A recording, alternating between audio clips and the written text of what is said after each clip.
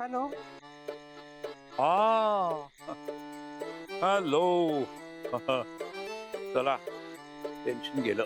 हा नाही टेन्शन आलं होतं तुमचा आवाज ऐकला आणि आता थोडं टेन्शन कमी झालं. कसलं टेन्शन? नाही म्हणजे खरं तर प्रोडक्शन डिपार्टमेंटचा प्रॉब्लेम आहे हा. पण म्हटलं सगळ्यात आधी तुम्हाला कळवावं. काय हे आपला आउटडोर शूटिंग कॅन्सल करावं लागतंय. काय? हा म्हणजे बुकिंगचा प्रॉब्लेम झाला. डबल बुकिंग केलं गेलं. हे काय म्हणजे असं कसं अचानक कॅन्सल केलं बुकिंग त्यांनी? हो बघा ना. सर पण हे कन्फर्म आहे ना नक्की? हो तसंच म्हणा हवं तर म्हणजे अजून मी त्या माणसाशी काही बोललेलं नाहीये पण बहुतेक हे आपल्याला आउटडोर पुढे ढकलावं लागणार. सर आता प्रॉब्लेम होणार हो सगळा. काय कसला प्रॉब्लेम? अहो नाही आता बाहेर जायचं होतं ना 2 दिवस. सो मी आईसाठी एक नर्स बघितली होती म्हणजे अटेंडंट. पण आता हे कॅन्सल झालं बुकिंग तर मग आता कसं करायचं? म्हणजे अहो अटेंडंट मिळत नाही तो चांगले अटेंडंट शोधायचं म्हणजे आता प्रॉब्लेमच होणार सगळा. बघते आता काय करायचं ते. हे असं आहे का? सर खरं सांगू का, मी शूटिंगला असते ना तेव्हा आईकडे लक्ष द्यायला कोणी असेल की नाही, तिची सोय होते की नाही याच्याकडेच माझं लक्ष असतं. बघूया आता 2 तारखा या कॅन्सल झाल्या अचानक.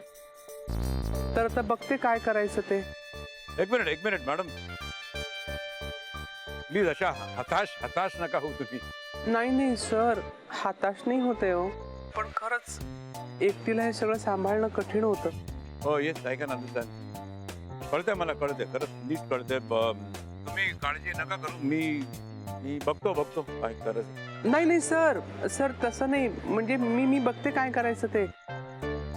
सर खरं सांगू का, माझी अशी पर्सनल कामं सांगायला नाही आवडत मला कोणाला. हा मॅडम हे तुमचं पर्सनल काम नाहीये. मी पर्सनल काम करत नाही कोणाची कधी. मी हे माझं प्रोफेशनल काम आहे ते करतोय. म्हणजे आता ताबडतोब त्या रिसॉर्ट वाल्याशी बोलतो, माझ्या भाषेत समजवतो त्याला. मॅडम माझ्या हिरोईनची मी गैरसोय कधीच होऊ देणार नाही, कधीच नाही. I'll see to it. हे शूटिंग ठरलेल्या तारखेला त्याच ठिकाणी होणार. भले मग त्यासाठी मला डबल पैसे जरी मोजावे लागले ना तरी सुद्धा मी ते मोजेन. अहो सर ऐका. नो मॅडम, आता माझा पर्सनल इश्यू झालाय. मी बघतो ना त्याने दुसऱ्या कोणाला बुकिंग दिलं ते. जमलं तर मी त्या पार्टीची सुद्धा बोलून घेतो. पण मॅडम आपलं शूटिंग या शनिवार रविवारी होणार. म्हणजे जग आता इकडे तिकडे झालं ना तरी सुद्धा आपलं शूटिंग होणार. डोंट वरी. हे बोलतो. नाही तुम्हाला बरं नाही? अरे खरंच त्यांना बरं नाहीये. पक्या मला एवढं टेन्शन आलं होतं ना, मला वाटलं माझ्या छातीत कळ येते म्हणून. मी कोणाची विचारपूस करायला आलो? म्हणजे कोणाला बरा नाही? हे बघ पक्या, तू काहीही टेन्शन घेऊ नकोस. इथे कोणालाही काही झालेलं नाही. तू बस बघून निवांत. नाही मग मला मावशीने फोन कशाला केला?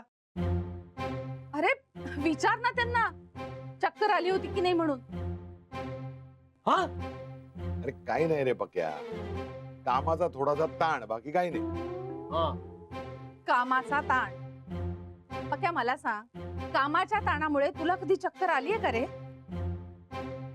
नाही आता आपल्या ताणामुळे लोकांना चक्कर येते नाही. अरे पक्या, जगात एवढी माणसं काम करतात, कुणालाही कामाच्या ताणामुळे कधी चक्कर येते का? हा हे पण आहे. पण यांना आली. काही नाही रे, नको तेवढं काम करतात, झेपत नाही तेवढं.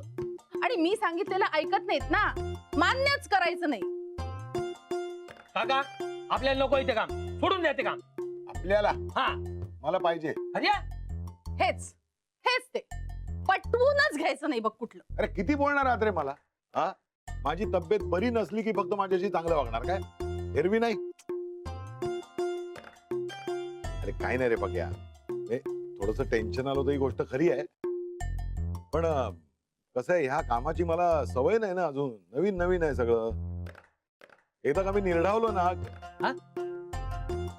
एकदा या कामाची मला सवय झाली ना की नंतर मग त्रास नाही होणार मला. हा अच्छा. असं कोणी ऐकणार आहे का? पक्या, चहा करू? नाही नको, फक्त पाणी दे.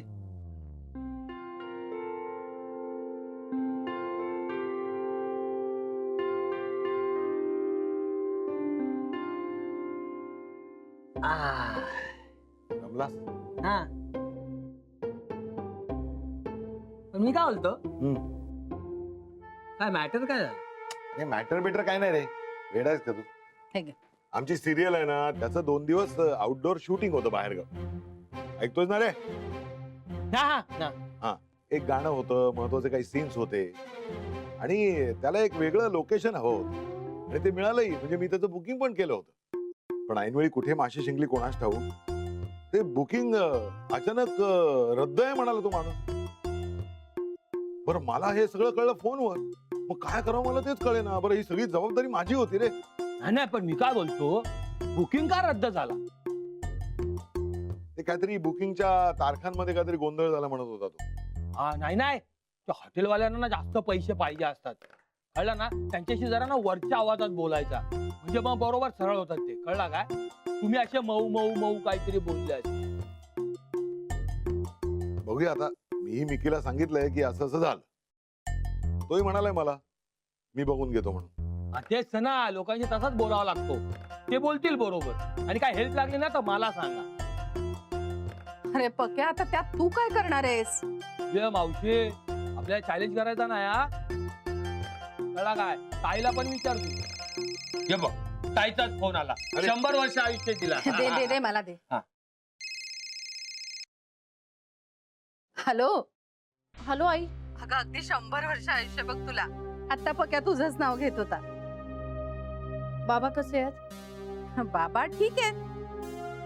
नाही तसंही ते त्यांच्या मनासारखंच वागतात ना. नाही ते म्हणाले ठीक आहेत म्हणजे ठीकच आहेत. बरं, मग बोलू का मी त्यांच्याशी आता? बोल ना. हॅलो, हा बोला लक्ष्मीबाई. बाबा कसे आहात तुम्ही? बरं आहे, आनंद आहे. काय झालं एकदम? काय नाही का, ते जाऊ दे. मी येऊ का भेटायला? नको नको नको, तू नुसती भेटायला येणार आहेस या कल्पनेने मी पुन्हा आजारी पडीन. बाबा तुम्हाला विनोद सुचतोय? इथे आम्ही किती घाबरलो होतो माहितीये? खरं सांगू का, इतकी सगळी फोनाफोनी करायची हिला काही गरज नव्हती. पण तुला तर माहित आहे ना, हे म्हणजे काय बोलणार आपण. नाही पण बाबा, एक गोष्ट तुम्हाला आत्ताच सांगते. काय? तुम्हाला थोडं जरी बरं नसलं किंवा काहीही वाटलं तरी 2 तास सुद्धा आम्ही मुंबई बाहेर जाणार नाही होतो. अगं नाही, मला यावर काहीही ऐकायचं नाही. एक मिनिट लक्ष्मीबाई, मला काहीही झालेलं नाहीये. माझी तब्येत ठणठणीत आहे आणि पक्या आहे ना इथे साक्षात. तो कसला मला आजारी पडू देतोय आणि बाकीचे आहेतच घरातले. हा, अजिबात तू काळजी करू नकोस. सँडी कुठे आहे? तो कुठेतरी बाहेर गेलाय वाटतं. नेमका तोही घरात नव्हता. हे बघा लक्ष्मीबाई, अजिबात काळजी करायची नाही, मी आता बरा आहे, कळलं का? ठेवतो फोन. हा हा, आनंद आहे. चला. बरं बाबा, काळजी घ्या. ठीक आहे.